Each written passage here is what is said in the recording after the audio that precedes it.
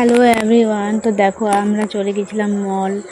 তো মলে অনেক কিছু জিনিসপত্র দেখি লাস্টে আমাদের একটু মতো তো দেখো এখানে ওপর থেকে 4তলা থেকে কত সুন্দর ভিউটা লাগছে। তো এখন তো ফাঁকা আছে তাই একটু হচ্ছে, কিন্তু রাতের বেলায় খুব সুন্দর লাগবে এখান থেকে দেখতে। তো আমি তো রাতে এখানে আসতে পারবো না, তার জন্য ভাবলাম যে একটু করেই নিই ভিডিওটা।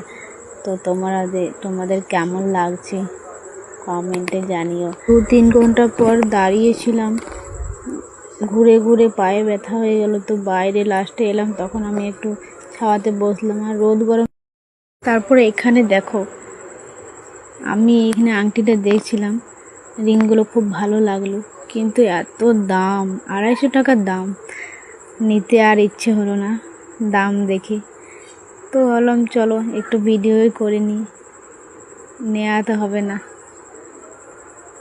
খুব ভালো ভালো ছিল জিনিসগুলো, কিন্তু নিতে পারলাম না। আমি তো আর নিতে যাইনি, একটু দরকারি কাজ ছিল তার জন্য গিয়েছিলাম।